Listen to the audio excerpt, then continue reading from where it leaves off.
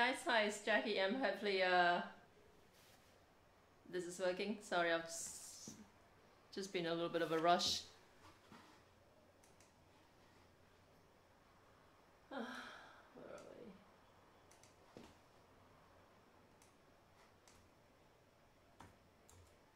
Let me know if you've got any problems hearing me. This is, if you're watching this on Sydney time, Wednesday, what are we, the 13th? Of no, 14th of June, 5:30 p.m. Sydney time. This is live. Okay.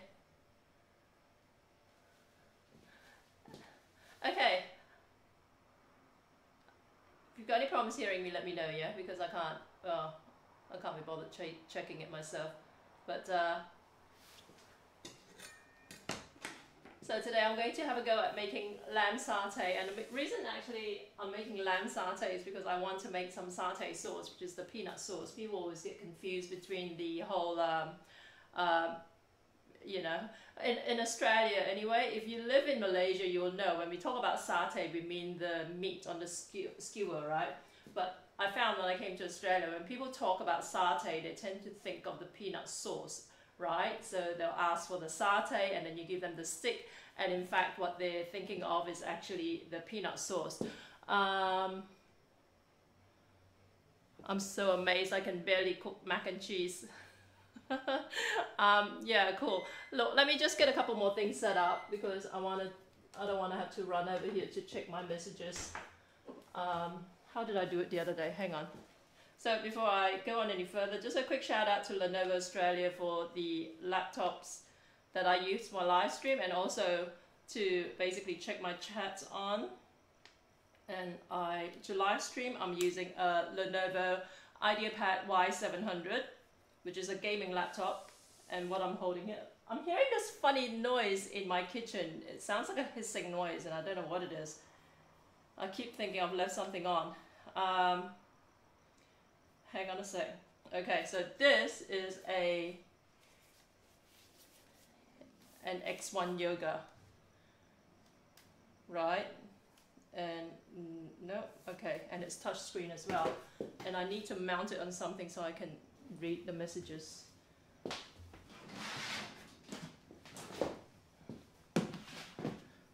let's get this set up. Just bear with me, yeah? No, I don't want it. Okay. So this is, I don't want this in the camera shot. So let me see if I can move it out of the way. Or maybe move the camera out of the way.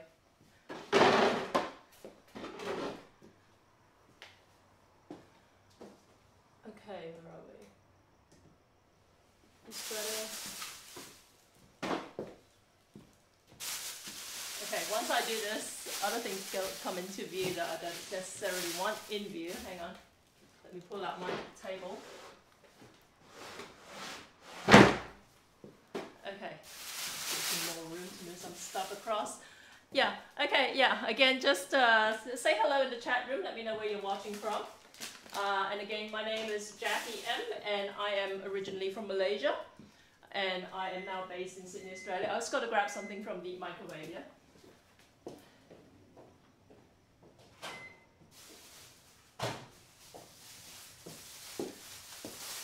Okay, here we go.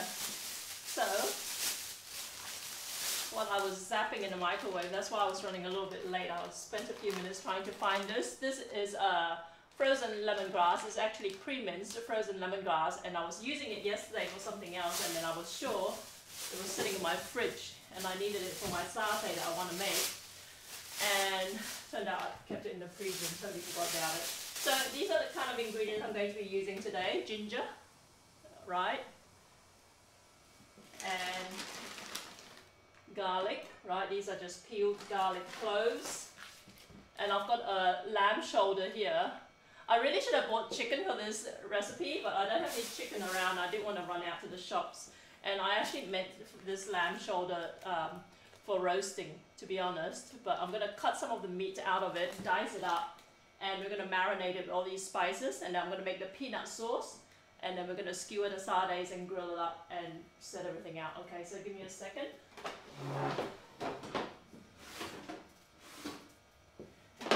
got an onion over here.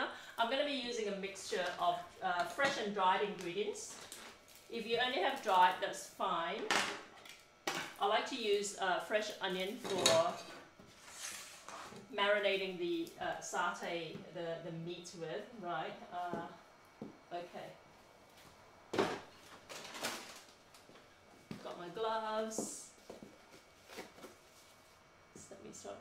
I hate, okay, cool. And don't forget to hit follow, and if you want to subscribe, I'm actually in the process of getting some emotes done up. This is going to be really exciting. My pre-existing subscribers, I'm actually like new on Twitch, but I got partnered before I even really knew what it meant to be a partner, right? So I don't have any emotes, but they are being worked on, and I'm getting someone also on Twitch to do the emotes for me. So if you subscribe now, you will have the chance to get some of my hopefully very cool emotes, right, when they're ready. Okay, I'm rushing through this a little bit because today, as with all my Wednesday evening broadcasts, Wednesday evening Sydney time, I have my son Noah, who's got Down syndrome. He's just a little toddler, but I've got him with me, and he's actually just watching his show in the in his bedroom at the moment. So if he gets restless, I'm going to have to bring him out, but he's going to, when he does come out, he's a little bit disruptive. So I'm trying to hopefully get this done up before that happens.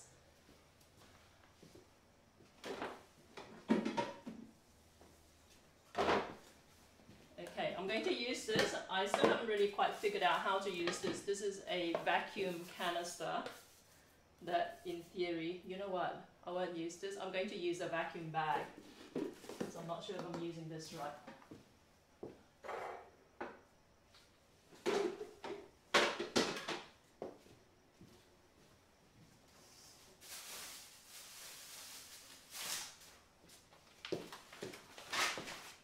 So let's get started on the marinade for the lamb.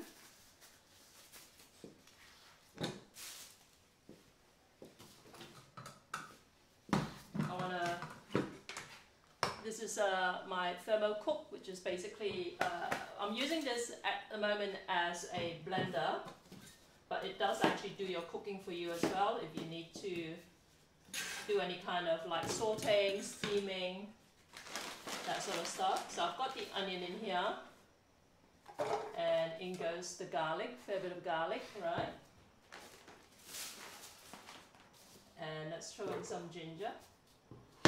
So I'm not actually going to be doing too much of the lamb, right? Because I want to save some of it for my roast lamb. And this is actually I think this is my first time doing lamb satay. I used to sell chicken satay when I had well, I used to have a restaurant, but before that I used to sell satays. I was a satay specialist at all kinds of markets and festivals around Sydney. So let's do this.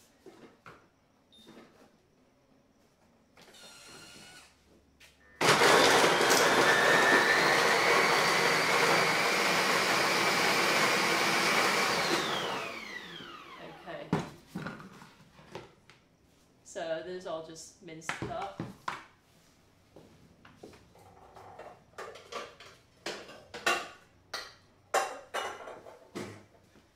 Got fresh turmeric, fresh galangal, you can throw that in as well. I'm going to be using turmeric powder because fresh turmeric is usually a little hard to come by in my part of Sydney, but turmeric powder you should be able to find anywhere, really.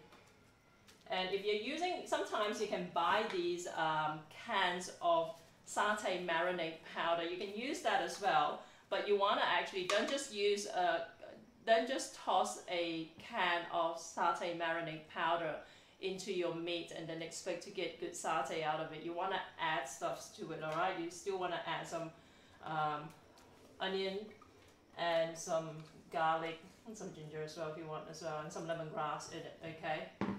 So the spices that you get in a can of satay marinade really are meant to replace.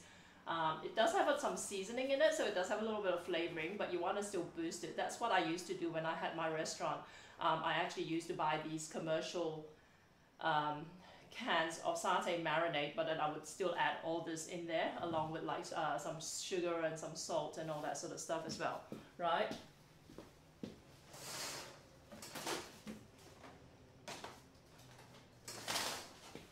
So absent that satay marinade, I'm just going to throw in some turmeric in here. So the satay marinade would actually be predominantly turmeric and cumin and all those kind of curry spices, right?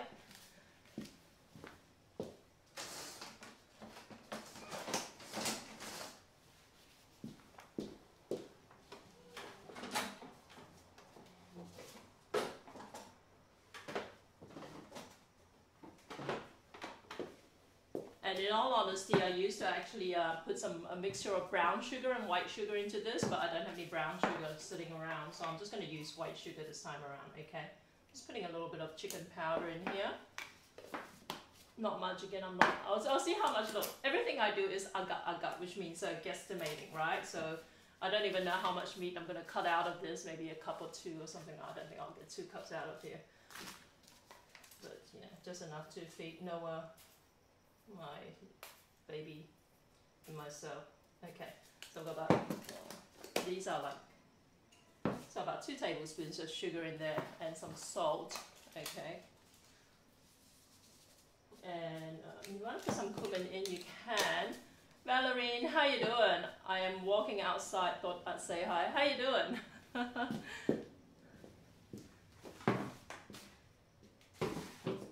Okay. So let's see if I've got some galangal powder. If not, we can leave it as is.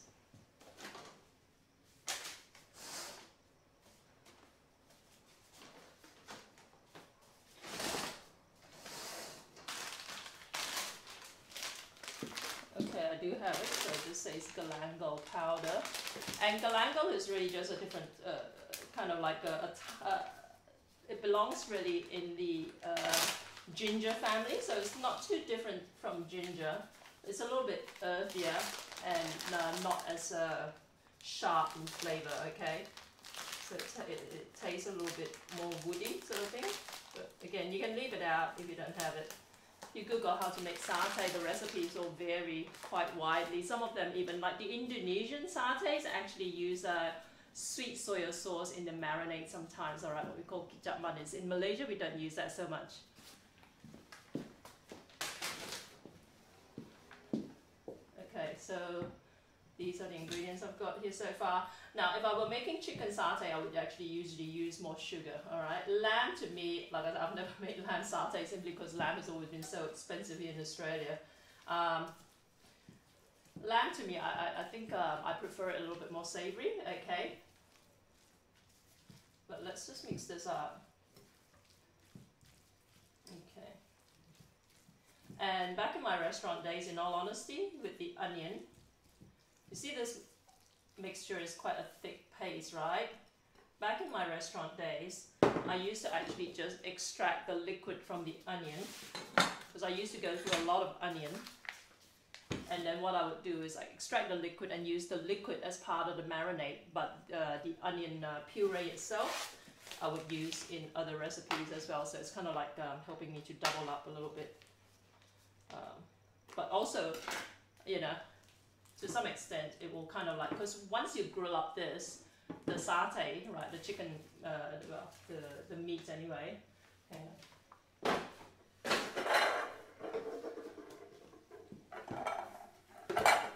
Once you skewer them and you're ready to grill them, a lot of this will actually fall off even before they hit the satay grill. So it's a little bit redundant to have all these spices like in thick chunks, you know, that aren't gonna be attached to the meat.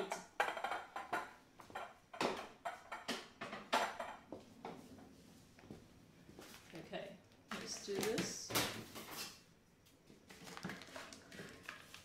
Here we go.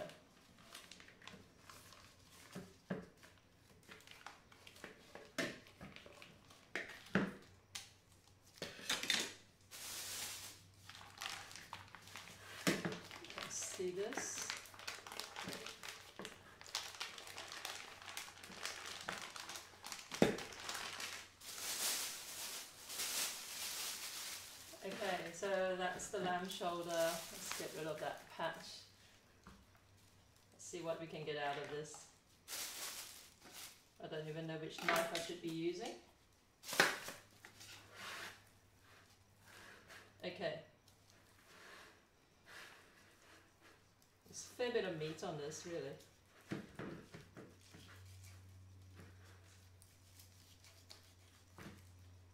Okay, so I've got this big chunk here. And maybe I'll cut this chunk off as well.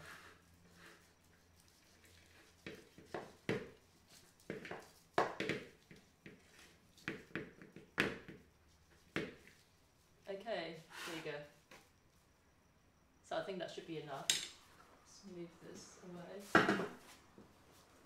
Hopefully the lamb's not going to be too tough. Like I said, I would have ideally made chicken because chicken's kind of like my go-to for satay, you know.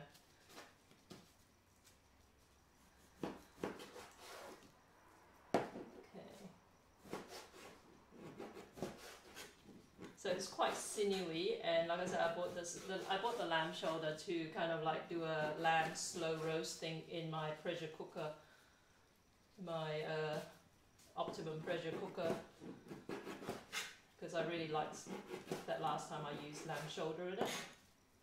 But obviously the pressure cooker helps to tenderize it very, very quickly. Okay, so I've got this. I've got some skin here.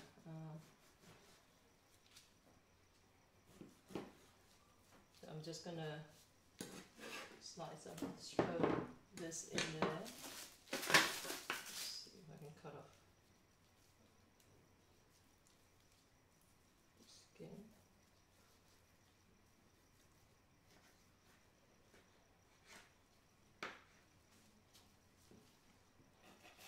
So if you guys are looking for other creative channels here on Twitch, there's, like I said, the gentleman who's agreed to do my emotes for me. His Twitch handle is just twitch.tv/HabbleTunes, okay? Pretty clever play on words.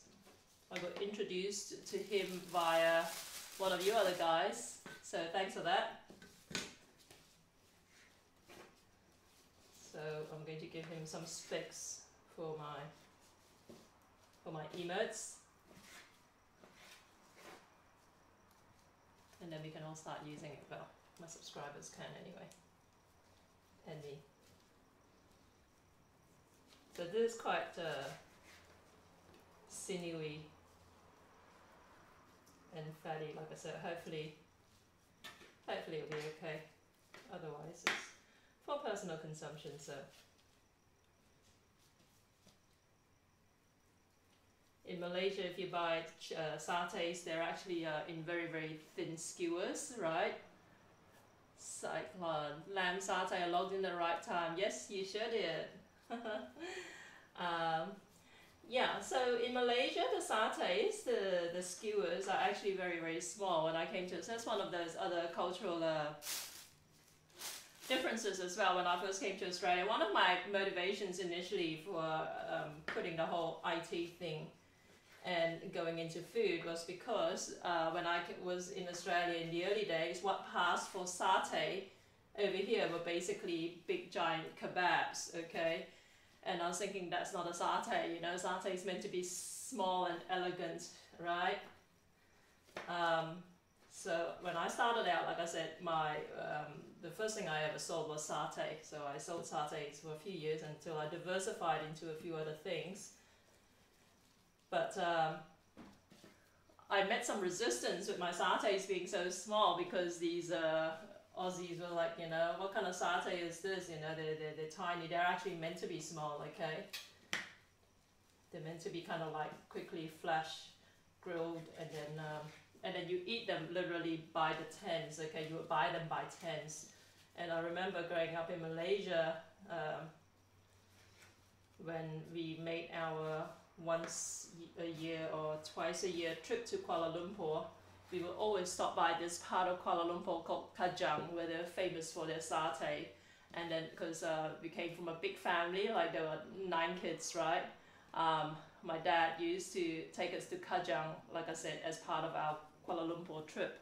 And then we would order satay by the tens, and then we would compete with each other how many sticks we would eat. So what you do, you eat them, and then you will keep the sticks and you will count them, right? So we're talking, you know, like my brothers and whatever, the record was something in the 30s, so they'll be really proud. They ate 32 sticks of satay each or something like that, you know. So you don't just like order 1 stick of satay with rice like you do here in Australia, or 2 sticks of satay with rice. You eat them by, like I said, literally, you know, in large numbers, because they're very small sticks, like I said, you know. And they were like super cheap as well. They're like, you know, I don't know what they are now, but back in the day, you know, like 10 cents or something, Malaysian cents, 20 cents. Okay, so I'm just mixing this in with the marinade. I should probably actually put a little bit more salt in here, to be honest.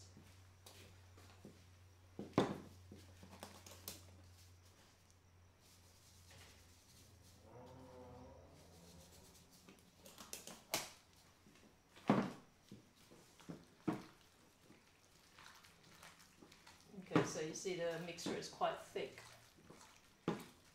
Okay, and ideally, obviously, you want to cook this on a charcoal fire, right? On an open charcoal grill, but we're not going to do that tonight, unfortunately, because I don't have charcoal. I don't have a charcoal grill here in my apartment. If I did, I'll probably break all kinds of health codes. Okay, so just mixing this in. I'm going to toss this into this vacuum bag, okay? And I'm going to vacuum it, and the vacuum process will actually help the flavors to seep into the meat, okay?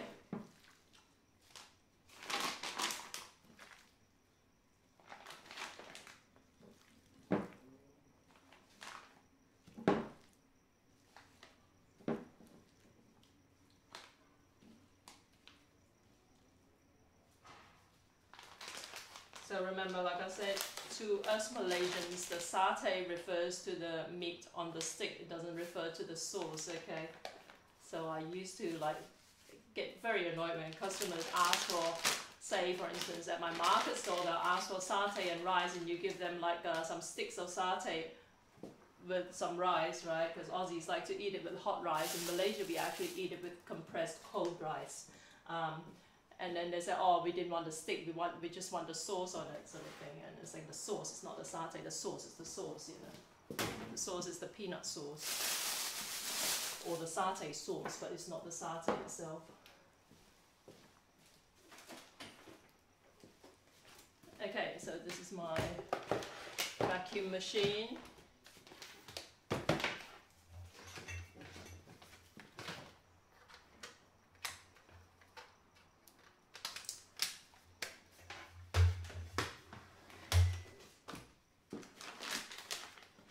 This works.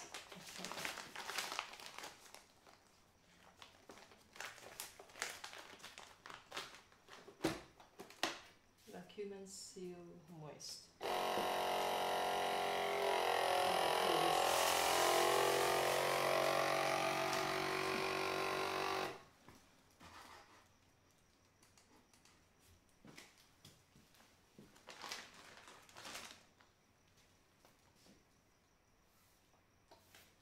Okay, done.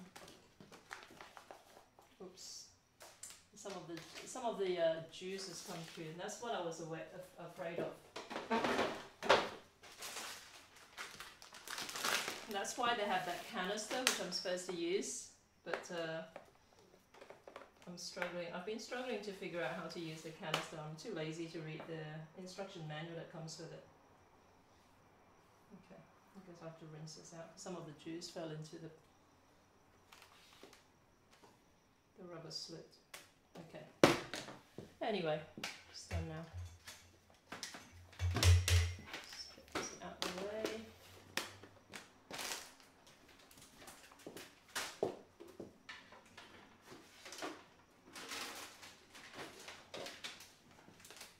And these up.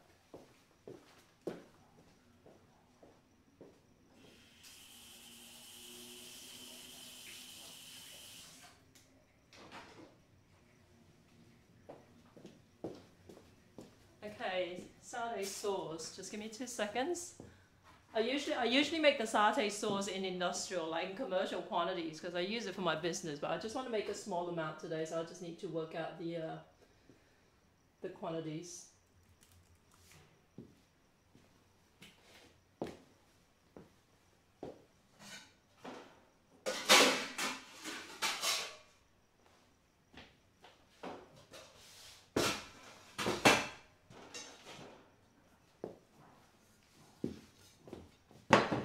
My pan, satays. I'm not going to bother trying to make the rice. I told you that in Malaysia we eat satay with what we call ketupat, which is a compressed rice essentially. There's actually 2 names for it. Ketupat technically refers to the rice that's boiled in these coconut baskets, right? They're basically these little casings, like square casings about 3 by 3 inches, right?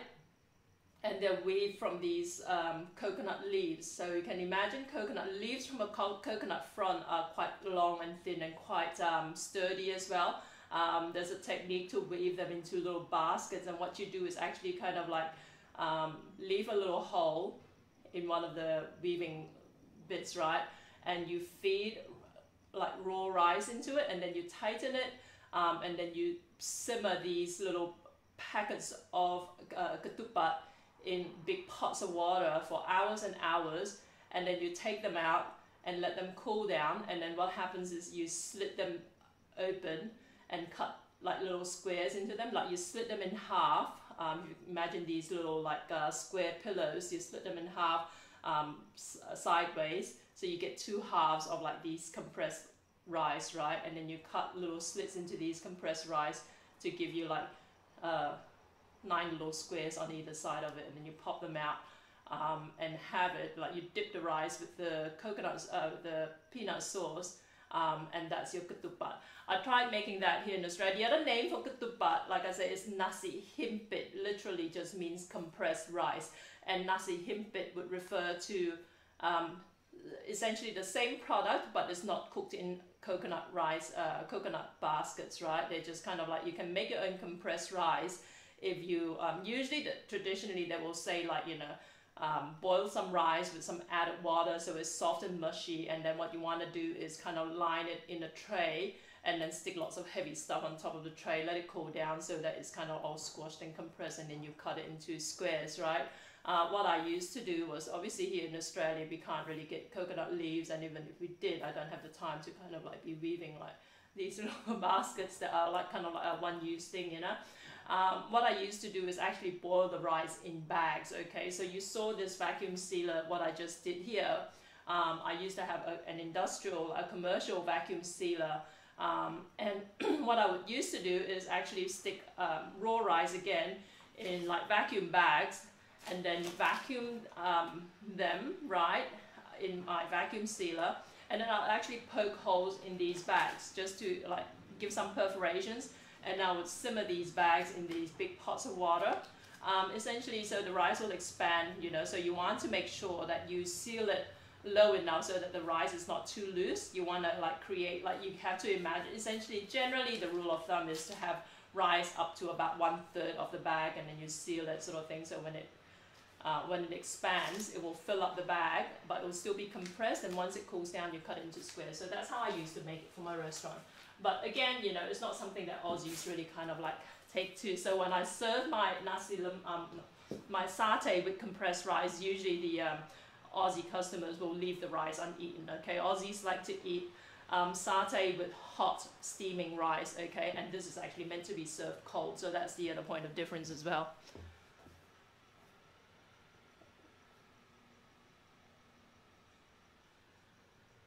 Okay, peanut sauce. So ingredients not too different. I actually started roasting the peanuts yesterday. I did it in my air fryer. I probably overdid it. Just a couple of shades lighter would have probably been better. It doesn't matter.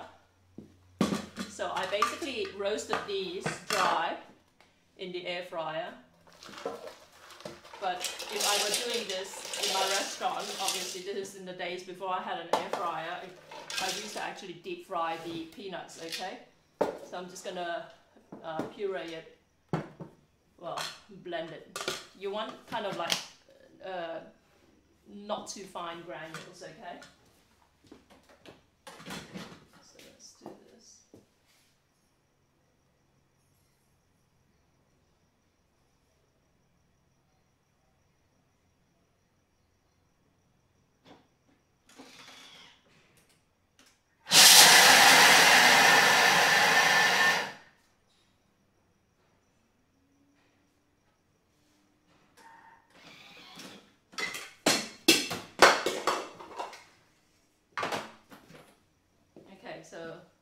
So that looks like 2 seconds in the Thermomix. The Thermomix can whisk really fast, but you know, the power up takes some time, and kind of like after you press stop, it takes a couple of seconds to kind of like open up and settle down for you.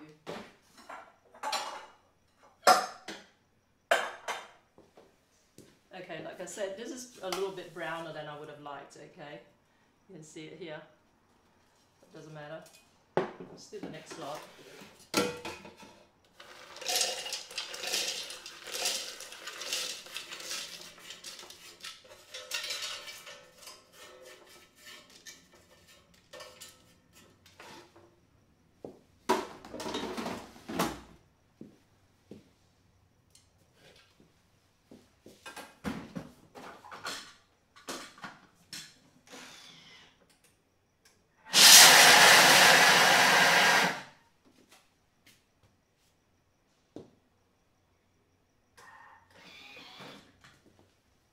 Okay,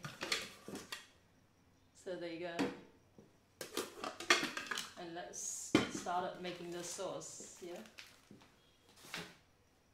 So I'm just using this is about 5-liter pot over here.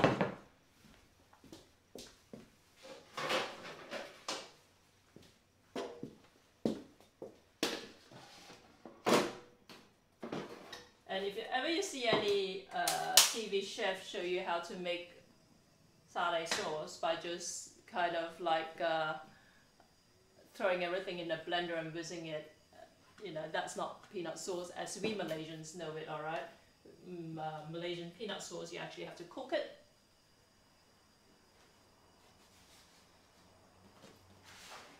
And let me just get a little bit of oil, I'll be back in a sec.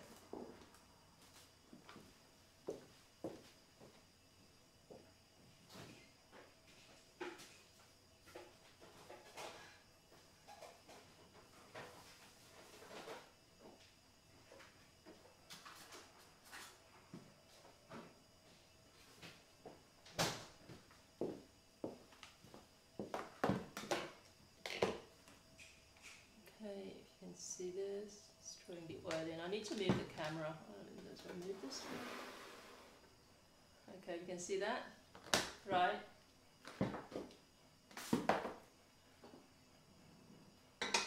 So I want to use some garlic in here. And I'm going to use some onion, but I've used up all the fresh onion, so I'm going to basically use some commercial fried onion, alright? Where do I have that?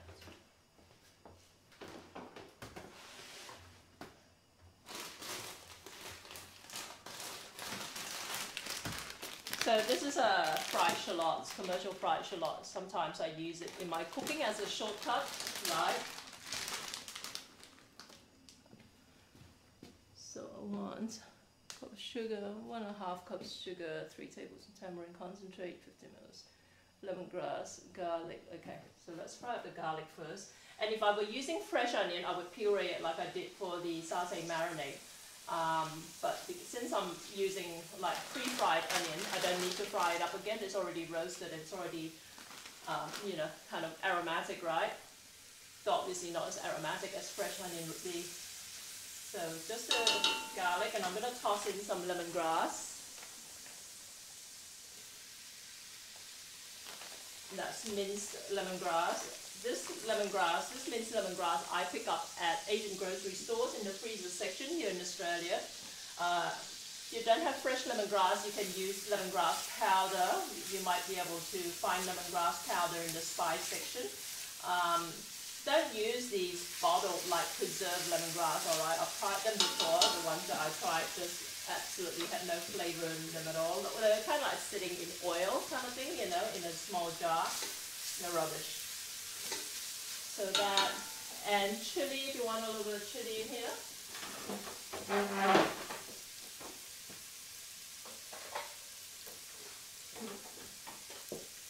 In all honesty, in Malaysia, peanut sauce actually has this, is served with the chili paste separately, right? So usually you'll have like a chili paste that they kind of stick a dollop on top of in your bowl of peanut sauce, okay? But I'm not going to do that today. Just a little bit of chili flake in here. So you want to fry this till the garlic and the onion, if you were using fresh onion, become aromatic. And then you just want to add water to this.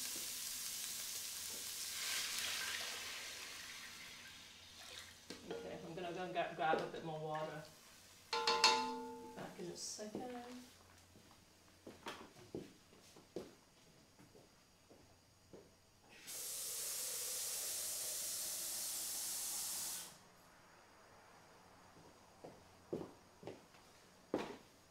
And if you want to cheat, you can use some crunchy peanut butter in here as well, alright? You can, because you really, in all honesty, peanut butter, and crunchy peanut butter in particular, because it gives you that texture, right? It's not too different from like using fresh peanut over here, okay? So if you can't get fresh peanut, go for your life, use peanut butter, but use crunchy peanut butter. And also because there's some salt in the peanut butter, you want to kind of like tone down on the salt that you end up adding to this, okay? So I'm going to throw this in. I want to simmer this because this will thicken up, okay? And I'll throw some more in here.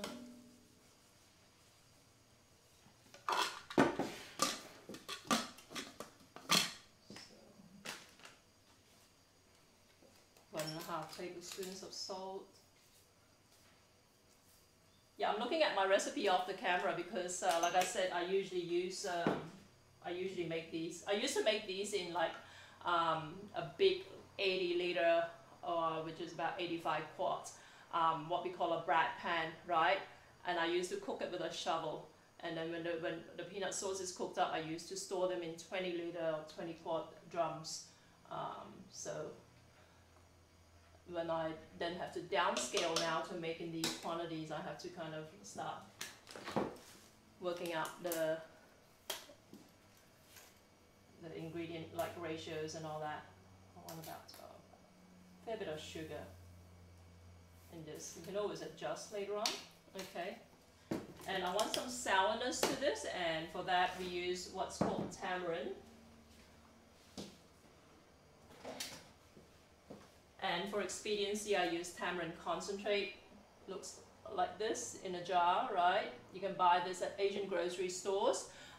Usually if you ask for tamarind at an Asian grocery store, they'll probably point you to these tamarind pulp. They come in like these like tightly packed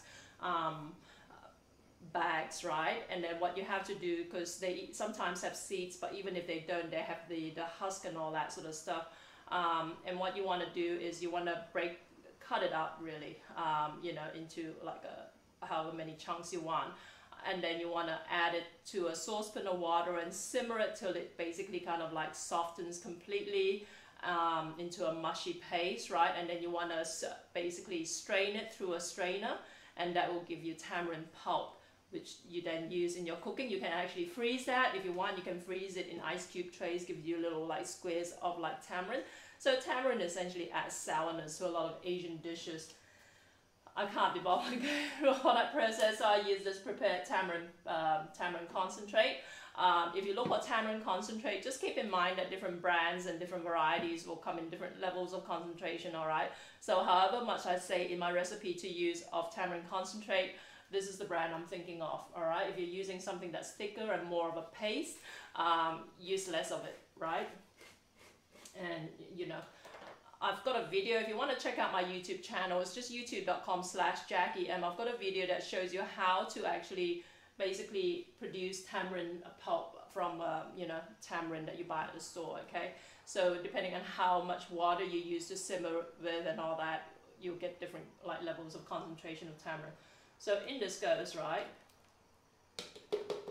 like I said, this will add sourness to it. If you don't have this, you can use lemon juice if you want, all right? So don't be fixated on the lack of availability of some ingredients. As long as you know what their function is, you can usually replace it with something that you can get, you know, in your neck of the woods, okay?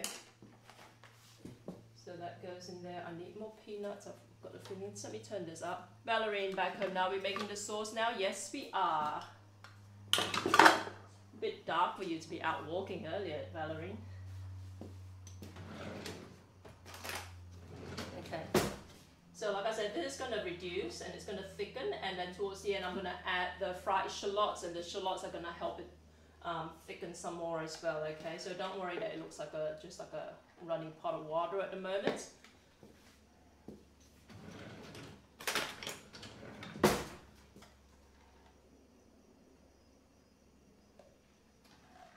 Okay. It needs more sugar. And it's more chili as well, in all honesty.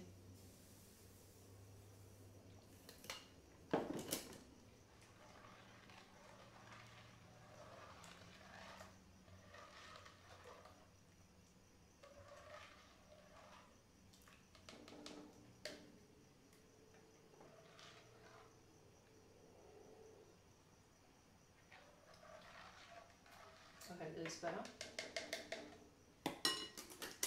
Definitely don't need the sugar anymore.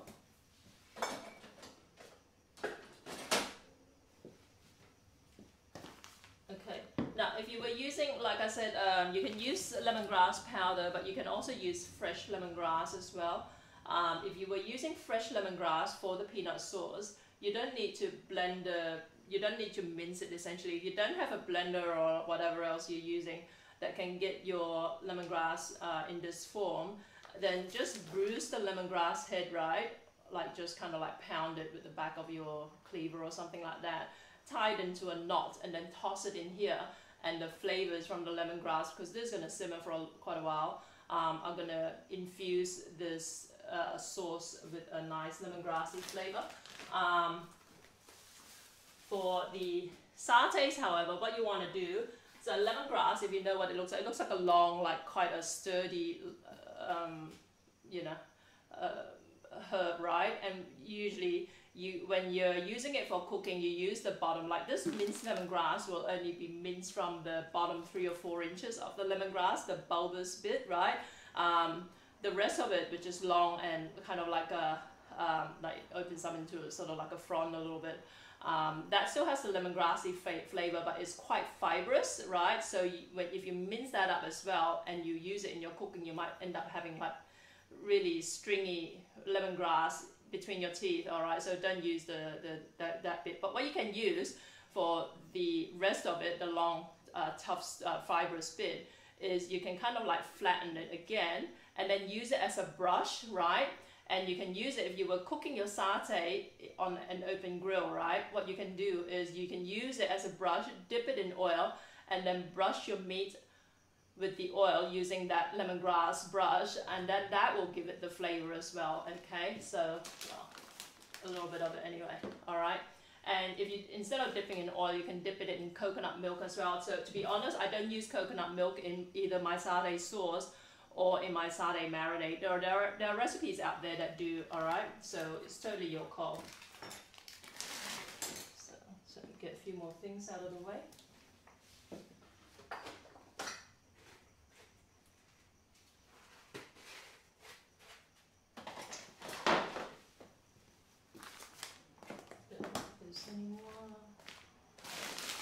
Let me just cover this so it cooks faster.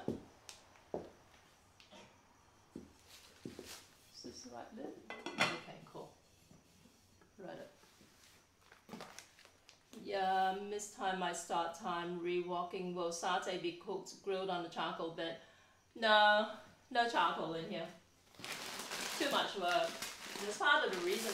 You know, the thing is, when I was a satay specialist and I was selling like a lot of satay at the markets, it was fine having, I used to actually have these custom made satay grills where I can actually have like charcoal across, because essentially like Australian like or Western grills aren't designed for cooking satays, right down to how the how the kind of like the grilling rack is set up, because what you want to do with the satay, you want, when you place the satay, like you can imagine these sticks, you want the striations like this way, horizontal across, but a lot of the Western grills that are used for charcoal grilling have the have the grills kind of like vertical, alright, so when you place your satay on it, it gives you vertical stripes and it just looks strong. All these little things, I wish I was consulted, you know, by these barbecue manufacturers about cooking satay, about, you know, satay grills. So I used to actually have to commission ones that were specially made for my business. But it is such a mess when you're cooking with charcoal outdoor in a confined space within a 3 meter by 3 meter stall, and you're trying to make sure you don't burn down the tent, because it's very hard to control the heat with the, you know, with these long satay grills, and with Australia with all these regulations about safety and about health and all that sort of stuff. When you've got, like I said, a 3 meter by 3 meter tent, it's hard to kind of comply with all these while you've got all this ash going everywhere, and then you can't actually just, like in Malaysia, what they do, you can just tip out the ash, you know, anywhere you like. Over here you'll get into big trouble, right? So it was always very, very hard logistically to make sure, also to make sure that the charcoal doesn't die down before, right before you get a big crowd of like a, you know, big rush period sort of thing. So you always have to replenish it, and you got to always make sure that the grill doesn't get like stuck with all this like ash, this buildup of ash and all that. And then where do you put the ash, you know, to make sure that it's safe and it's whatever, right? So but when I had my restaurant, I gave up.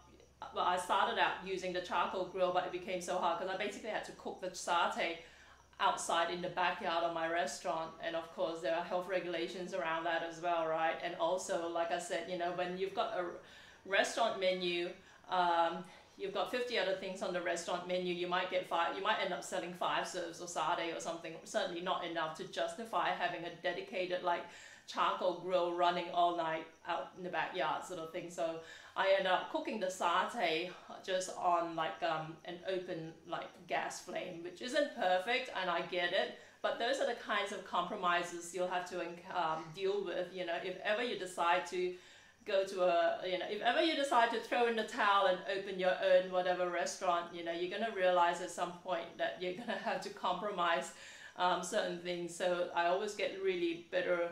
I used to get really bitter with food bloggers who are totally clueless about this. They'll be like, oh, I'm from Malaysia and I'm a food blogger and I'm really glamorous and I bought an expensive camera, so I'm going to go around and critique all these other restaurants and whatever, with absolutely no idea about what it actually takes to run a restaurant. So I used to get very annoyed with them when they make judgments on how you do your thing, run your business, you know. So I had a reputation for picking fights with them back in the day.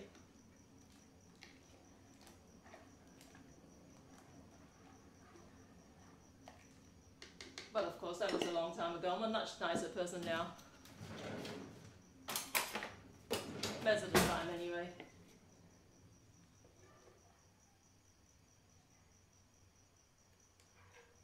I want a bit more oil in this, just to give it a nice oily sheen. That's the other thing I'm going to mention as well. I probably put a little bit too much tamarind in here, this particular batch, in all honesty. So I might actually have to put more sugar in it just to cut through the sourness. I think that tamarind bottle, like, because it was like reaching down towards the bottom of the bottle, I think a lot of the more concentrated like components of the tamarind had settled down to the bottom. Yeah, it's quite sour. So put a little bit more salt in it, and yeah, more sugar.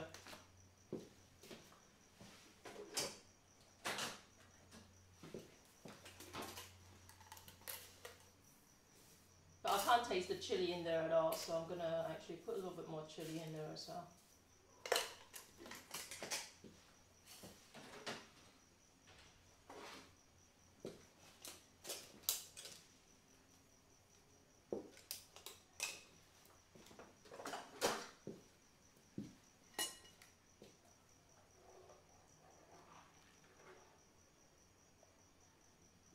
said, this will thicken up eventually.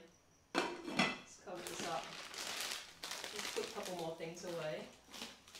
And then we're gonna start tackling the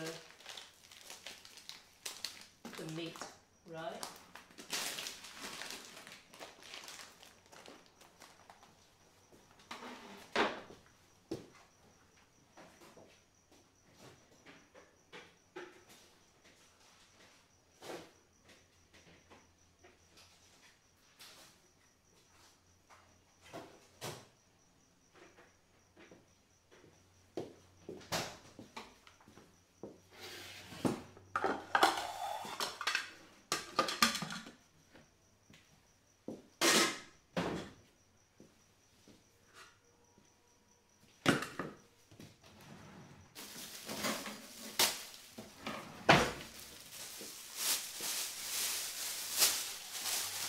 Oh yeah, don't forget, new giveaway.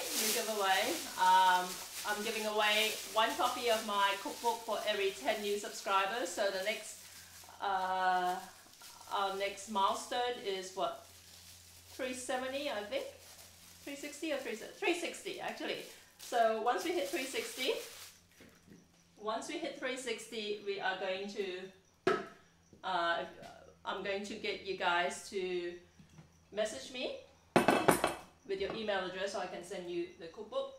So first person to message me as soon as we hit 360, or is it 370? 360, and then 10 every 10 after that. So make sure you tune in, and this applies even if I hit 360 while I'm running one of my podcasts. And that's the other thing I want to mention as well. If this is your first time watching me, or if you've only started watching fairly recently, Twitch has a new feature that allows me to run my past live streams in a playlist kind of thing, right? So this is actually helpful for me because I think that essentially my content is one of those that is kind of evergreen, right? It's not like I'm reading news or something like that, which will be like obsolete in a day or two, but I'm teaching like cooking, right? So for the benefit of people who can't watch it live, what I've been doing is arranging playlists of my past broadcasts so that you can actually watch them, so that most people, because like virtually all my other followers, because I've been online for quite a few years, just not on Twitch. I've only been on Twitch 4 months now. Virtually all my followers are elsewhere, and when I tell them to go and visit Twitch, unless I'm live streaming, they just face with a page that says Jackie is currently offline, you know, and they get really confused. It's amazing how easily confused people get. It's quite funny because, like I said, I've been on Twitch for 4 months now, so for the last 4 months, practically every day on social media, everywhere, I've been telling people, hey guys, don't forget to catch my next broadcast on Twitch. Just visit, the short URL is jackiem.live, right, which redirects to my Twitch channel, because I'd imagine most people who aren't familiar with Twitch aren't going to type in twitch.tv/JackieMFood. Just go to jackiem.live. That will take you to my Twitch channel. And if I'm live, you can watch me live there. If I'm not live, click on the past broadcast and look up one of my old videos. Do they do it? Most of them don't, right? But I keep pressing the point. And then like yesterday, I think it was yesterday, someone on Instagram, because I'll be like posting photos and say, hey, this was what I made on Twitch the other day, but the replay is happening right now on Twitch, which is at jackiem.live, so just go and watch it. And then someone commented, oh, I wish I could watch your live streams. I was thinking, what are you talking about? And it turns out they thought that you need to buy a subscription or have like an app to be able to watch it. I'm thinking, what part of visit jackiem.live didn't you get this whole time? So it's a struggle for me to get people to visit my Twitch page, let alone like not be thrown off when they see that it says that Jackie is offline. So I'm trying at this point to kind of, like I said, have an ongoing playlist of my past broadcasts, so that the occasional visitor, especially people visiting from outside of Twitch, click on jackiem.live, can see that, hey, there's something playing there, and then actually be accustomed to seeing something happening, as opposed to just a flat screen saying, oh, you know, this channel is offline at the moment. All right. But it also means that, like, yeah, if you miss any of my past broadcasts, right, yeah, the vodcast feature allows me to actually set up a replay of like a list of my previous live streams, okay? And I've had someone actually say, oh, you're breaking Twitch rules and whatever. I'm not, it's stupid. Don't be an idiot, all right? It's actually within the Twitch dashboard that allows you to actually add your past videos to a playlist.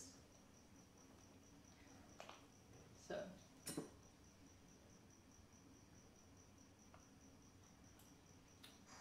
Okay, this is getting there. Still a little bit more sour than I would have liked, unfortunately. Okay, so this here, ideally, when I used to do this, I didn't vacuum seal it. I would just like do them in big bags, right? Because like I said, obviously I was doing them in such large quantities. And then what I would do is actually keep them in the cool room for a day, 2 days, 3 days max, right? And then we would take them out and skewer them, okay? So let's just put this away and I'll come back and do that.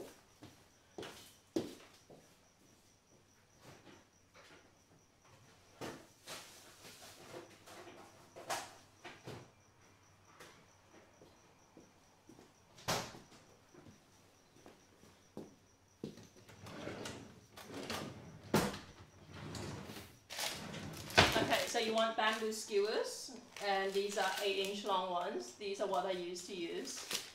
And for whatever reason, when I closed down my operation, when I closed down my warehouse last year, because even after I closed down my restaurant, I moved a lot of stuff into a warehouse, so I did have a lot of stock over there. But last year I decided to get rid.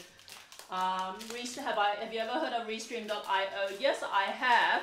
I have used Restream, but for whatever reason, it did not work for me. Because I used to try and do basically a live stream, concurrent live stream with YouTube as well, because I've been live streaming on YouTube for a few years prior, well, technically on Google Hangouts on air, until obviously, if you know, the whole live streaming stuff, Google Hangouts on air got retired a few months ago. So I've been essentially looking for a new home for my live streaming, and then I did want to cut my losses with, you know, my pre-existing audience on YouTube. To be fair, like, my YouTube audience kind of sucks. But I went on Restream, and I actually paid for a premium subscription, because if you pay for a premium subscription, in theory, you can actually like live stream onto Facebook as well, right? But it never worked for me for Facebook. So when I started out, I tried to basically run a concurrent live stream with Twitch and YouTube, and that worked. But the last time I did it, it did not work. It just did not. It said from my end, because I use XSplit Broadcaster, it said from my end, it said it was streaming, but it wasn't on either platform. And I had in the past where, again, like setting it to stream to both YouTube and Twitch, where it would stream on Twitch, but not on YouTube, okay?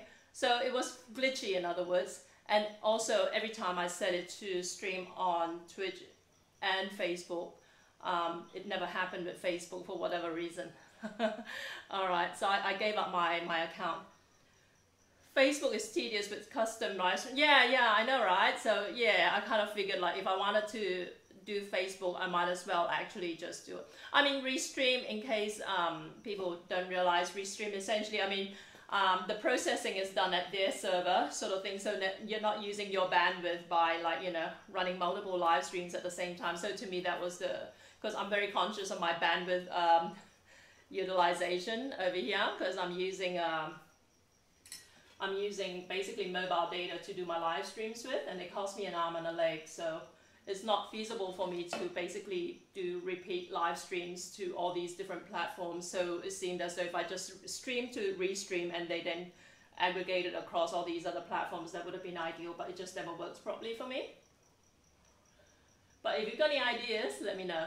But yeah, you're right. Facebook with the customizations, when I drilled down to Restream's, like, you know, FAQs about Facebook, it talked about, like, all these customizations. It can't exceed this, you know, for this, and it can't exceed that. But then I figured, like, when I stream, essentially it can't be the customizations at my end that's causing a problem, because when I use XSplit Broadcaster to stream directly to Facebook, that always works.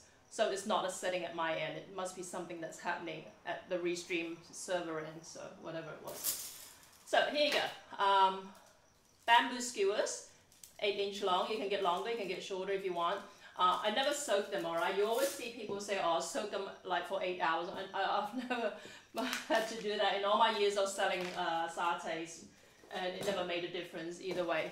But there are a couple of tricks and that you gotta, well, kind of like tips that you gotta keep in mind, especially if you're cooking this on an open flame, alright? So I'll show you this now.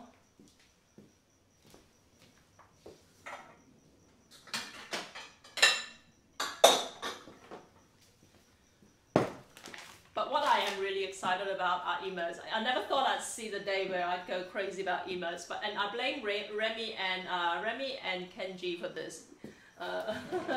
They hop onto my stream every now and then, right?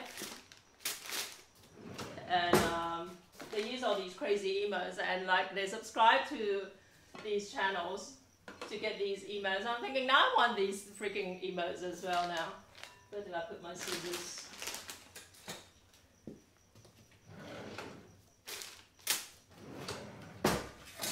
Cut it open like this. Okay, so this is my bag. I lost some of the vacuum. I don't know, maybe it didn't seal properly that first time, whatever. Alright. So usually, like I said, ideally you would want to marinate this overnight, or you know, a couple of days in my case. It's how I usually do it. But I was hoping the vacuum process would actually help the flavors to soak it. Okay. So let me just move this pot out of the way. I'm having to lean forward a little bit. So this is the meat over here. What you want to do is, when you skewer the satay, you want to do it, first of all, you want to find like the thinnest part of the satay, alright? And you want to skewer it along the length of it. So essentially what I'm saying is you don't want to just poke it through like this and have it hanging off like this, alright? And you don't want to do it like this so that you've got gaps in between. Okay, so this is not what you want to do. You want to actually kind of like, let me just see if I can get the camera shot. Okay, so you've got a piece like this. You want to line it up along the length of it, and you want to skewer it along the length of it. Okay, and you'll have to guide it with your hand. Just be careful you don't end up punching holes in your gloves. Okay, this is quite tough already. I can tell this is quite different from skewering chicken. Chicken, you can just do it quite easily, but with all the muscle in the lamb, especially lamb shoulder as well, this may be a pretty tough meal to chew down. Okay, so you want to basically flatten the meat and then stick the skewer through the thinnest part of it along the length of it, okay? So that it holds its shape properly like this, okay? You don't want to have bits of meat hanging off. And what you definitely do not want is you don't want gaps in between the sticks, okay? So you don't want a skewer like this where you can see all these gaps in between, okay? You want to have them all pressed very closely together, but flat, okay? So you want them thin and flat. You don't want cubes of meat, okay? Because you want to be able to cook this very, very quickly on the grill and have it cooked through properly as well. So I hope that makes sense. I spent years and years and years training my staff to do this properly, and look, you know, satay is one of those things that are like the death of my business, because I either get people who do it very, very fast and do a crap job of it, right? So that when you're cooking the satay, you get the sticks burned off because of bits of bamboo exposed to the flame, or you get bits, a lot of meat like drop off, or you get meat not cooked properly because of all these things that they were doing wrong. Or you get people who take such a long time making, like putting the meat on the skewers. There was one time I calculated that in terms of wages, just to put one stick of, just to make one stick of satay, we're not talking about the cutting up the meat, we're not talking about the marinating and all that sort of stuff. Just to put 3 pieces of chicken on a stick like this cost me, in terms of wages, 50 cents per stick. Okay, girls, how slow some of them were doing it. So If you, any of my old customers, if you complain about how expensive my satays were, that would be why it went into wages. Very, very frustrating. Okay, so you just want to kind of like squeeze them a little bit. Okay, so you've got these sticks.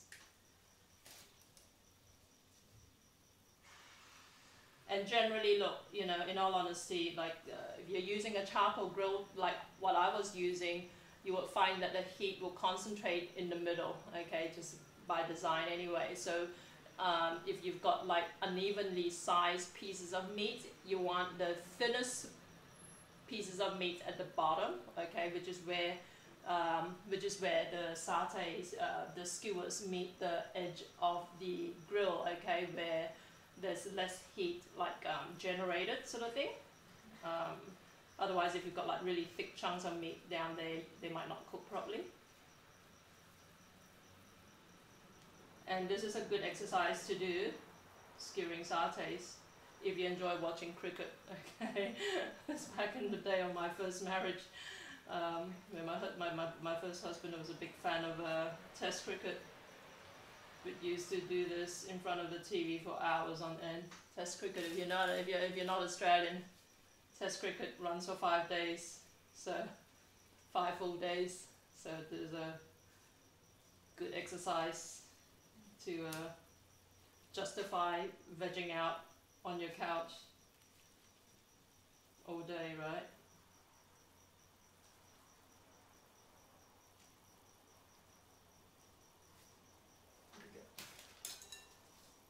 We used to live in my restaurant, FYI. For a few years anyway. When I had my restaurant, we used to live in my restaurant.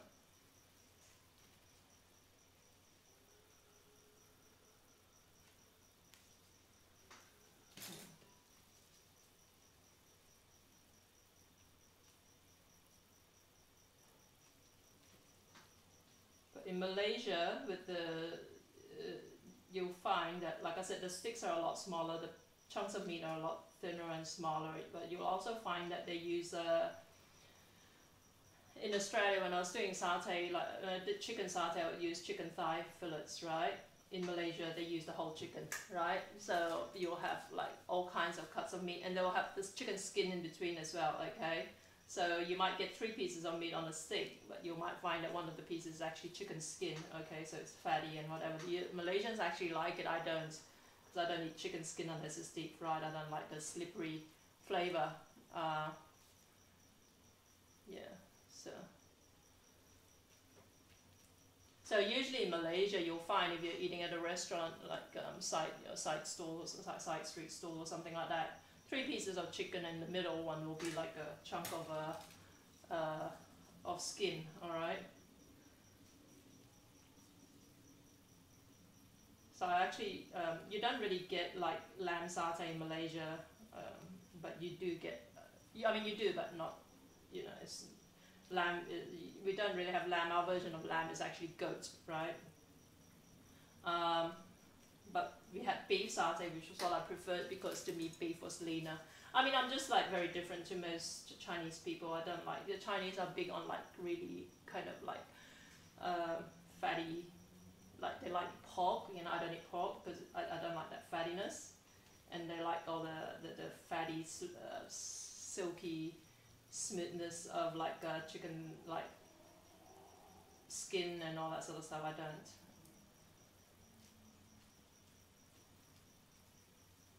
And yeah, in case you're wondering, I'm Chinese by descent, but born in Malaysia. Okay.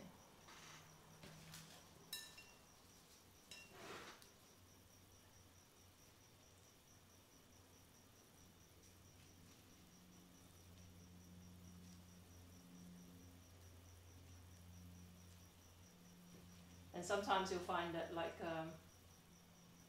that the sticks might split, sort of thing, so just be a little bit careful if they do. What you want to do is take it out, like this one's splintered a bit here. You want to take it out and just pull off the splinter, right, because it's tricky to navigate. You're not going to kill anyone with it, but still.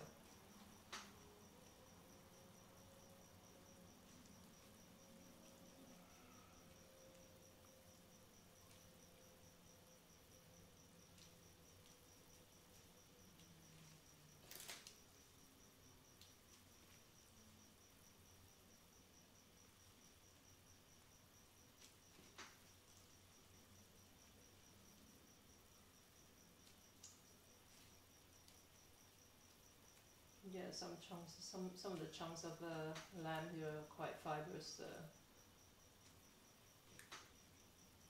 They might be a bit tough to eat.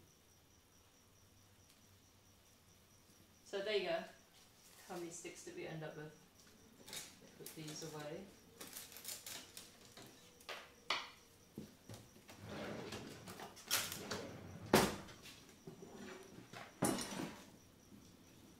This up a bit. We've got 2, 4, 6, 8, 10, 12, 13 sticks. Lucky 13. Baker's dozen. Let's move this across over here. Okay, I'm going to add the fried shallots in now. So this has been simmering for a bit. This is a bit darker than I would have liked because, like I said, I roasted the there are my scissors. I roasted the peanuts a little bit like on too high a heat. I'm still playing around with the setting on the air fryer, but if you're new to air fryers, so some of you are, based on my conversations with I Cook, I Bake, skewering satay sticks, good way. It's good to multitask with watching TV. It is, yeah. As long as you don't dribble it all over your couch or whatever. So let's do this. Let's clean this up. Okay, yeah. So if you're new to air fryers, someone's asked me about it before. Essentially, if you can imagine like a tiny oven. Not the best way to describe it. A tiny oven with a lot of like hot air circulating through it, like kind of like high pressured air through it. So it will like cook pretty fast for you, and it's good for, you know, if you like fried foods, but if you can't be bothered having like a lot of oil to be able to do your deep frying with. You can just spray a little bit of oil in whatever it is that goes in the air fryer, so it's healthier from that perspective. But yeah, it's healthier and you use less oil essentially. It's not perfect for all kinds of, you can't essentially replace all your deep frying needs with an air fryer because like I Cook, I Bake mentioned before, yeah, those air fried chicken skin was the bomb. Yeah, Valerine tried my air fried chicken skin when she was around here. I actually said before she came, right, I told you guys that she's not having any of it because it's all mine, but she ended up eating half of it. I'll forgive her that time. But yeah, I Cook, I Bake mentioned before as well with the air fryer. If you don't want to basically air fry stuff that are coated with like runny batter, okay? Because the batter will just basically fall right through the air fryer basket, but it's good for things like French fries and all that, right? And it's good for roast potatoes, and it's good for chicken skin, fried chicken skin. Okay, let's put in the fried shallots into the peanut sauce, and this will thicken this up. And I always tell people like the difference between commercial fried shallots and commercial fried onion is that commercial fried onion, if you read the ingredients list, always seem to contain cornstarch in it, right? And I always mention that that's problematic because it might end up making your food too thick and starchy if you're using it in a curry or something like that in lieu of fresh onion. But it actually works quite well in this. So in this particular instance, I almost wish I actually had like commercial fried onion instead of fried shallots. It doesn't matter with the fried shallots.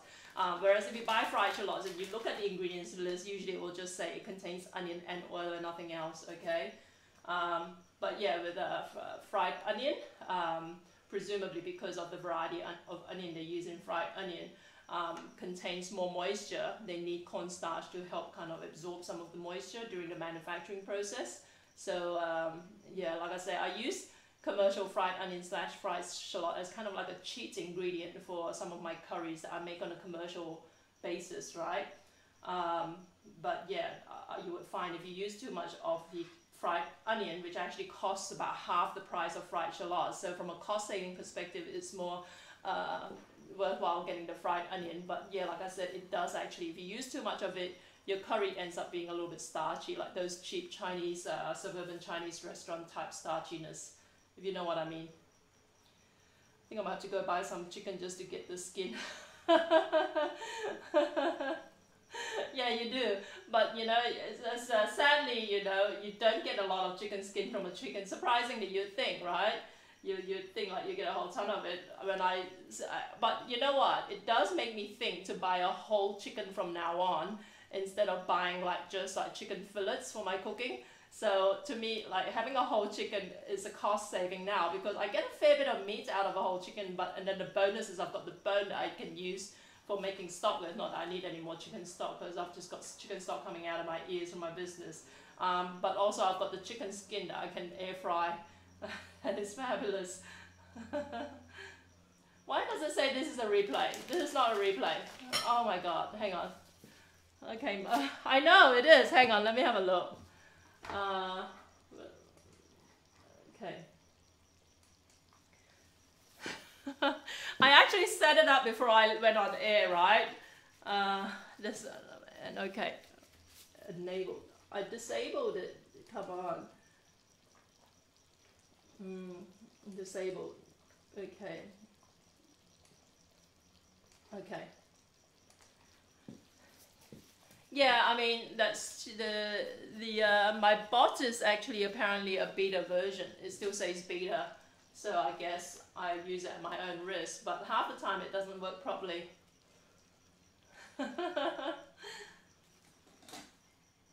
But yeah, if you're watching this Wednesday the 14th of June, Australia time, this is live, alright?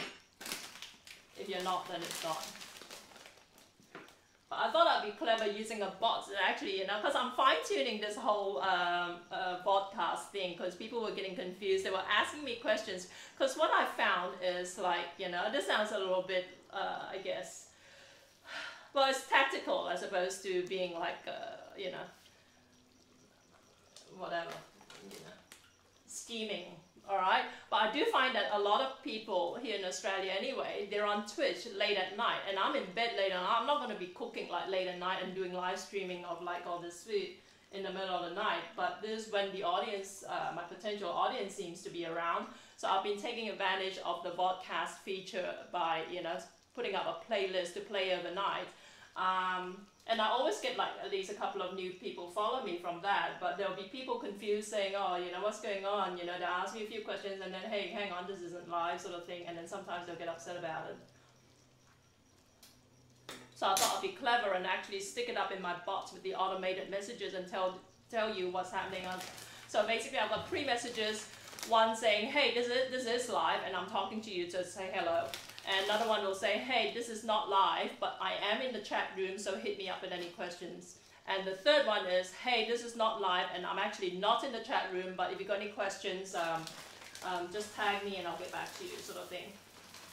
So I think I've got all bases covered, except when the bot stupidly plays up. So, all right, so this is thickening up pretty well. And if you're using peanut butter, which you can, and I have in the past when I was making large quantities for my business, and in large part it was because I learned how to make satay from my stepmom, and she used to cheat. She used to use peanut butter plus some peanut, right? So I started doing that as well. So I would use basically some peanut butter, and I would use some fresh peanut as well. Well, this one here is just straight fresh peanut, but you can do that and you couldn't tell the difference, okay? It basically means that it saves you having to roast as much peanut as you otherwise would have to. And in fact, there are some recipes in Malaysia where apparently they don't use peanut, they use biscuits, all right? Satay, Remy, hey, how you doing? Yeah. So there are recipes in Malaysia which apparently don't have peanuts in their peanut sauce as well, and apparently they use crackers instead. And I don't know if that's a cost-saving thing or whether, yeah, whatever it is, right? But yeah, I was quite surprised when I heard that. But also there are other recipes that actually have pineapple in the peanut sauce, so that's quite interesting. And there was one time when I was in Kampung Baru in Kuala Lumpur. Kampung Baru literally means new village in Kuala Lumpur. And it's kind of like a kampung or village enclave in the middle of the modern Kuala Lumpur is quite interesting because that enclave has people of Malay origin from all parts of Malaysia and even Indonesia. And I had satay there from Indonesia, one part of Indonesia. I'm not saying this is representative of Indonesia. I forget where it is from. Yeah, some part of Indonesia where the satay, they had all kinds of offal satay. So they'll have like, you know what offal is, right? So they'll have like liver satay and they'll have like intestine satay. I know it sounds really exotic, but one thing I really noticed was their peanut sauce was completely smooth. It wasn't like crunchy peanut. And the other thing I noticed was it was not sweet at all. That took a little, like it took me a while to get used to, because you always expect peanut sauce to be sweet, right? Well, if you're Malaysian, you do anyway. I added crushed tin pineapple to my satay sauce, but crackers, first time I've heard about that. Yeah, I know. I heard about it from someone who knew about it from having a relative or something like that who owned a satay stall, a satay business. But apparently a lot of the satay makers in Malaysia used crackers instead of peanuts in their peanut sauce, which is really interesting. So I want to reduce this further, but in the meantime, let's cook the satays. So I've got about 13 sticks over here. Like I said, ideally you want to cook this on an open, like charcoal grill. I don't have that. I don't even have a grill of any sort here, so I'm going to pan fry this. I know you're going to kill me if you're Malaysian, but this is how we do it.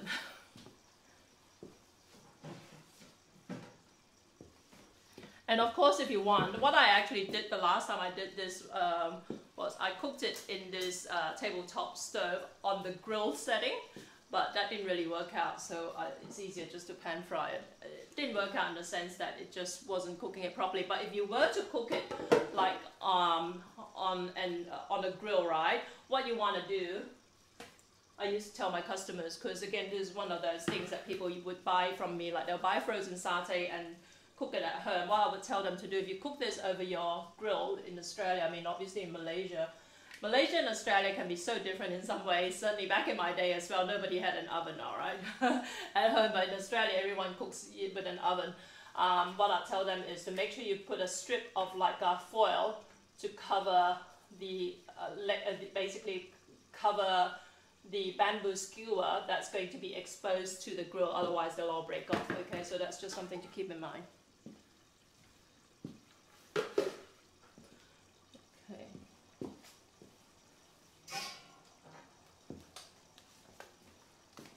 Yeah, Remy will be able to tell me what it's like nowadays in Malaysia, but back in my day nobody had an oven or anything like that at home. Brush a bit of it. Try a couple in your air fryer preheated. High temp. I trust you. Alright, that's a good idea, huh? I wonder if it'll fit into the basket, but let me try that.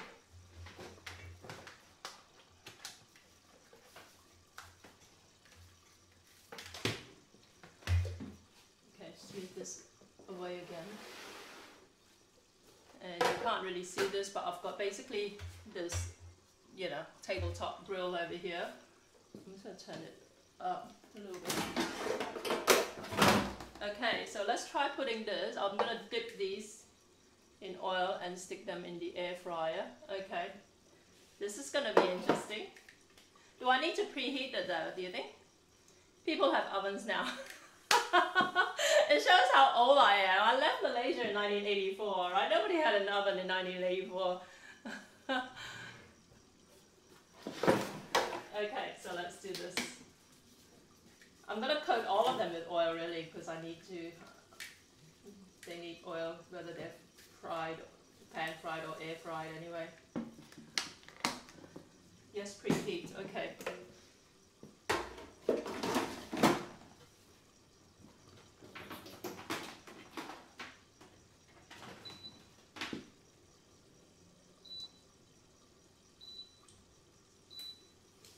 So let's, and then we're going to turn this on in the meantime. Let me just move the satay sauce because there's not much action happening there. So you can see the other stuff.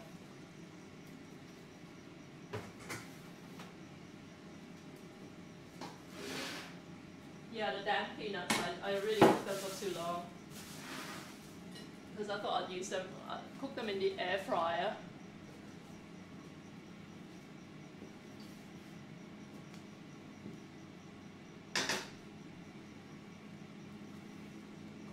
And I did what I keep telling everyone not to do. I kind of like took them out at the right, basically at the level of brownness I wanted instead of a couple of shades before. Ovens in Malaysia were a luxury item back in our days. They didn't even exist back in my day. Come on, you must come from a different social level than I did.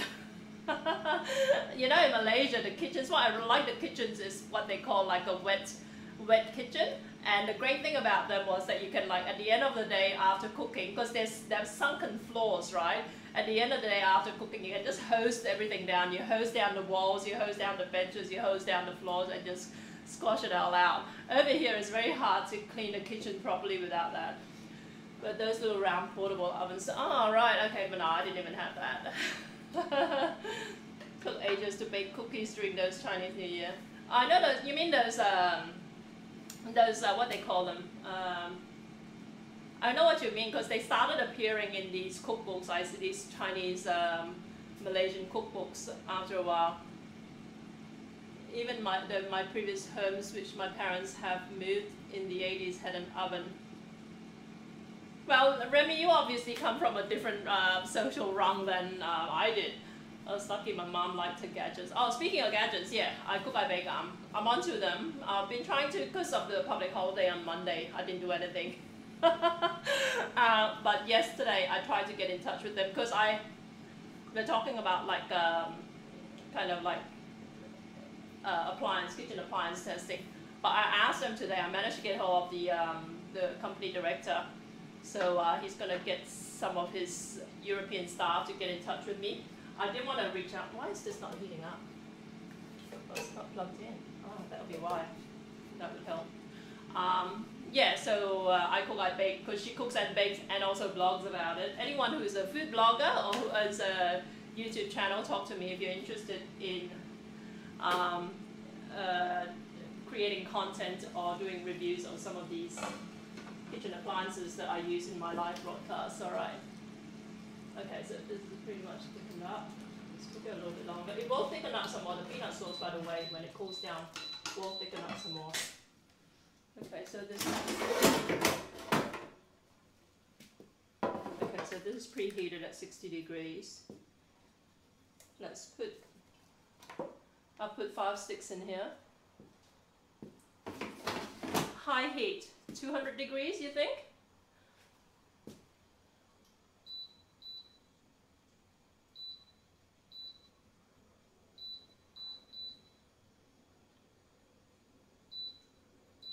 Okay, let's do 200 degrees.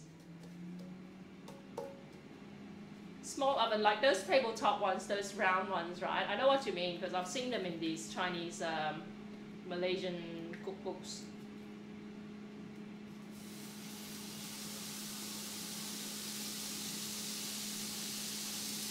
So like I said, if you have like fresh lemongrass, you can actually use the stem, right? And kind of like crush the stem and use it as a brush to brush oil on these, and that will give it like a nice lemongrassy flavor. And instead of oil, you can actually brush coconut milk on it. Some recipes do that. I've never done that for whatever reason. I think probably because, like I said, I learned my satay from my mom. You want them to char quickly, not overcook. I don't think you want questions to hit you.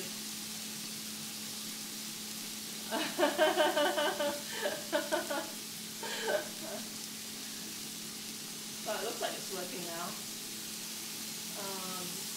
Char quickly or not overcooked. I set it for 12 minutes, but I'll try and remember to check on it in between, see if it's okay.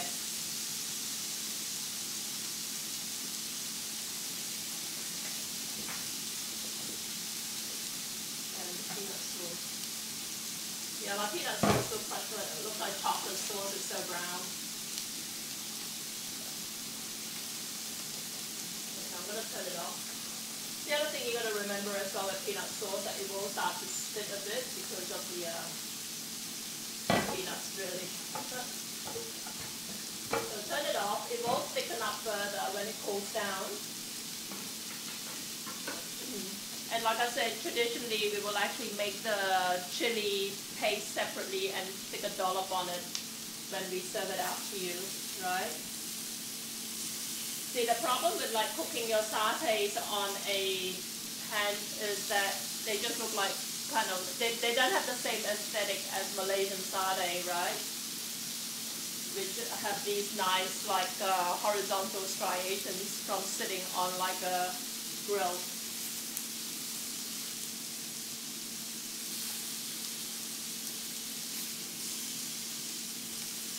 The other thing I'm wondering as well, whether this would work well in a sous vide as well. I'm so lame. That's going to move my PC. You sound softer now. Yeah, those burn marks, they're the best bits. See, Remy lives in Malaysia and she's so spoiled that she doesn't even appreciate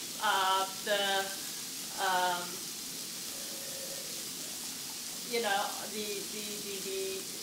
basically the complexity of Malaysian food, because she doesn't even think about it. And I was talking to her about how Malaysian soft-boiled eggs are different. Like, you don't just boil it the way you boil regular eggs. And she's like, don't you, sort of thing, because she doesn't eat. I said, don't you remember, like Malaysia, don't you recognize that Malaysian soft-boiled eggs that you have in the coffee shop, what we call kopitiam, for breakfast with your kaya toast and your Malaysian coffee is actually different from regular soft-boiled eggs. She's never noticed it. And in all honesty, I never noticed it until I came to Australia. I appreciate the food, I eat them, don't make them. Yeah, that's true.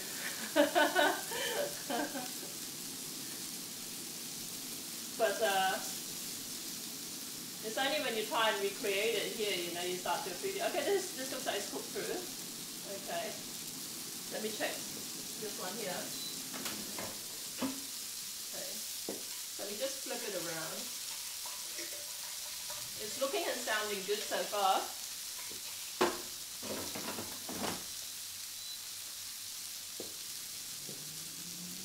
I was curious to know how it handled the bamboo in the air fryer, but I'd imagine it'd be okay. It's okay so far. Let me take out this.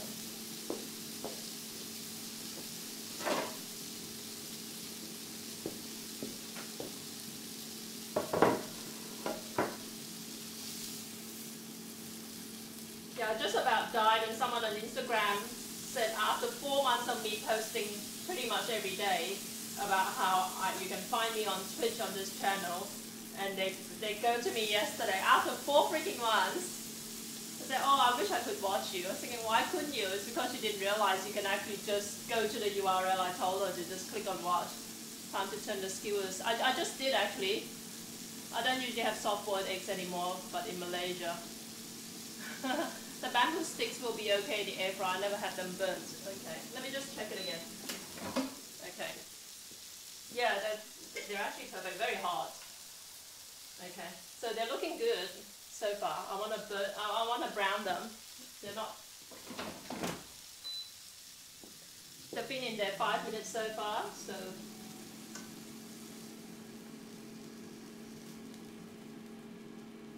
And what you can do, actually, what we used to do, like I said, in the restaurant, when I had my restaurant, we cheated. Okay, let's just turn this on.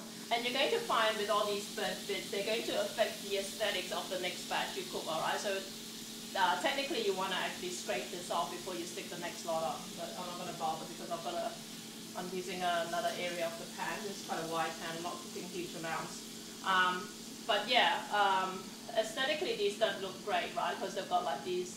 Basically, they don't have the striations, right? But what we used to do, we would cheat and actually like we'll use a torch, you know, one of these handheld torches. You can buy them quite cheap from Korean stores because the Koreans like to torch their food. And what I don't know if you've seen them, but you know these gas canisters that we use for our portable camping stoves. You can buy the attachment that sits on top of them, clamps onto them, and then that canister turns into a blowtorch. And we used to blowtorch the satay, and we would stick these on like a grill, okay, like a horizontal grill, and blowtorch them and give them that striation sort of thing. I mean, sometimes it works, sometimes it doesn't.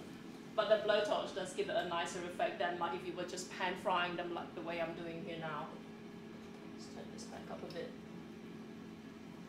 Are you testing whether the air fryer dry as fast is tastier?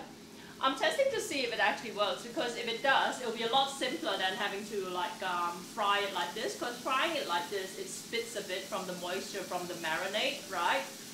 So it's a little bit messy. You've got the oil splatter all over the place, and then you've got all these burnt marks over here.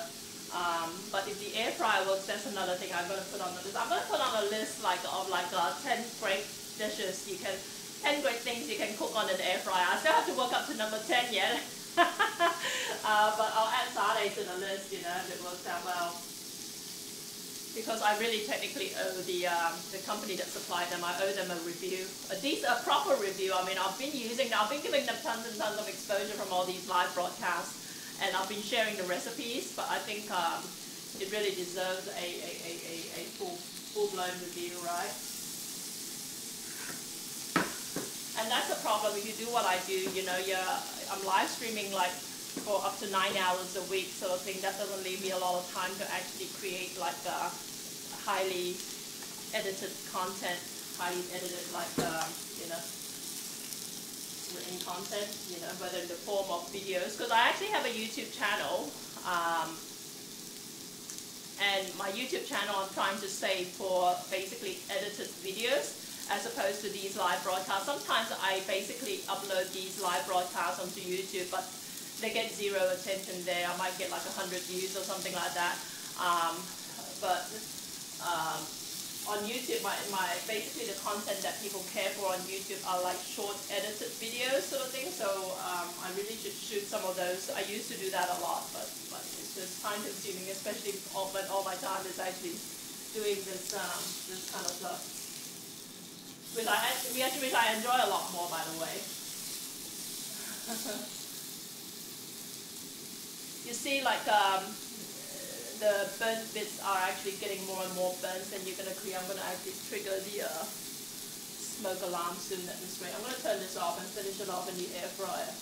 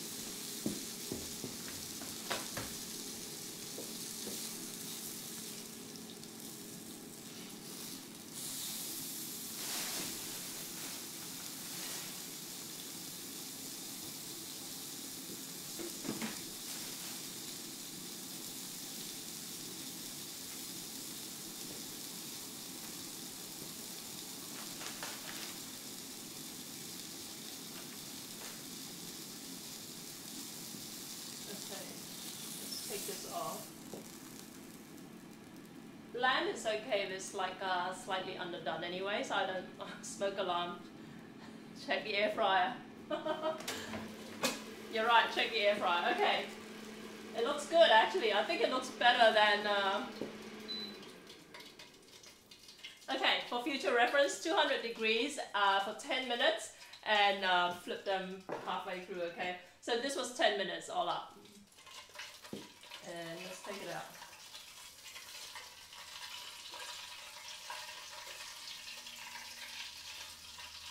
Okay, I should have air fried all of them. It's actually better looking from the air fryer. You can see it. Okay, so this lot's air fried. You can't really make it out on the webcam, obviously. But like I said, you know, pan fried satay always looks really lame to me. You know what I mean? If you eat at Malaysian restaurants, and I'm totally guilty of it, but there's a reason behind it, you know. So anyone who wants to critique Malaysian restaurateurs, there is a method behind the madness of how we do things. It's simply because we just don't have the. It's just, I mean, when you're not specializing in satay, it's just not worth the trouble of like having like charcoal grill and all that. But air fryer looks like it's perfect. Okay, so this is the air fried version. And this is the pan fried version. Okay. So pan fried, you know, with the flat, like the flattened charred marks, and the air fryer nicely, evenly fried up. Okay. So let's get some cucumber and we'll stir this up.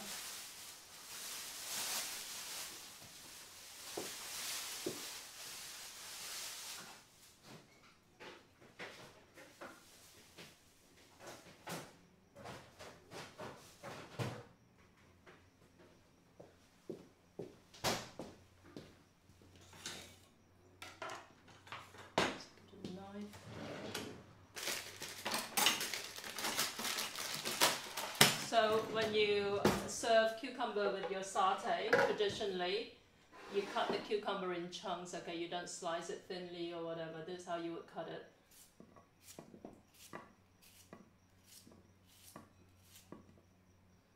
Okay, so you want these kind of like chunky bits that are perfect for dunking in your peanut sauce. And then usually, if you have Spanish onion, you can have like chunks of Spanish onion, usually cut into quarters and kind of like broken up. But you know, practically no one eats Spanish onion. Remy, yeah, you mentioned the onion. But yeah, I mean, Aussies don't really eat the onions, and to be honest, I don't really go for the onions myself, you know. So I usually skip it. So peanut sauce.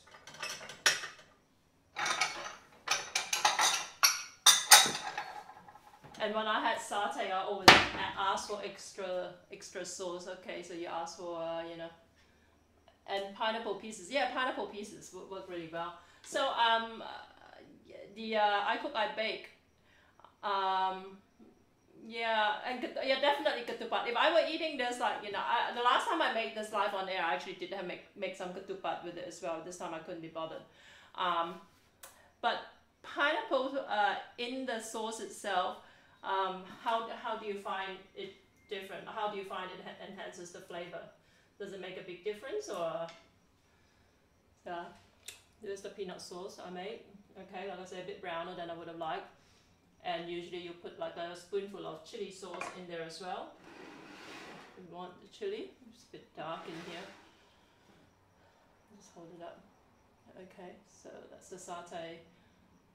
These ones here are the ones in the air fryer, from the air fryer. And thank God you mentioned it. I never would have thought about using the air fryer, but for the fact that I cook, I bake, mentioned it. Crushed pineapple adds sweetness and some texture. Okay, interesting. But yeah, so yeah, I'd imagine it would. I heard somewhere in Malacca that someone was doing that, but I hadn't actually tried it myself. Or maybe I'll try it next time. Taste test. Okay, let's do this. Let's do this. I'm gonna do the air fryer one. They're pretty tender. I got a bit carried away with the salt, I think, you know.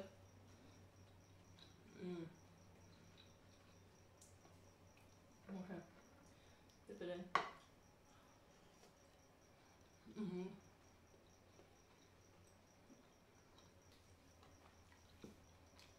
Oh, it's good.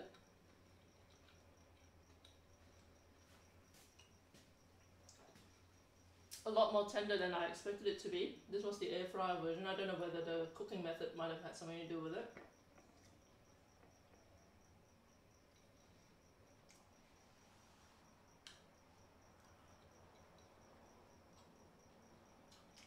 It's very hot temperature wise. The gua is the sauce.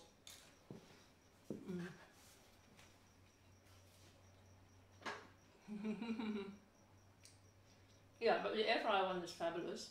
Let's try the pan fried one.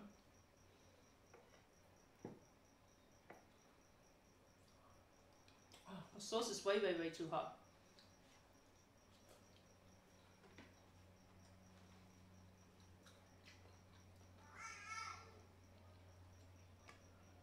Could be the different cuts of meat as well from the shoulder, but yeah, no, it's quite tender as well. Let's try a bit more.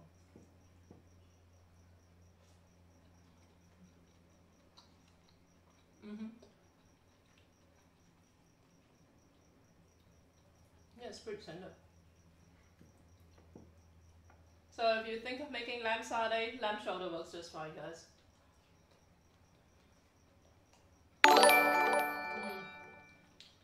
Ninja Curry, thanks for following. I meant to set up newest follower thing on the screen, but I haven't gotten around to it because I was running late today, as I always seem to be. Yeah, they're both nice, but definitely the air fryer one is a lot cleaner in terms of like not having like all the oil spitting all over your work area when you're frying it.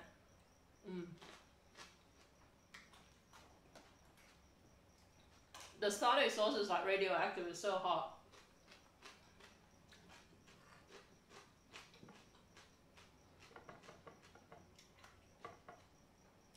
I need to save some of this for photos tomorrow. It's too dark to take any decent photos now.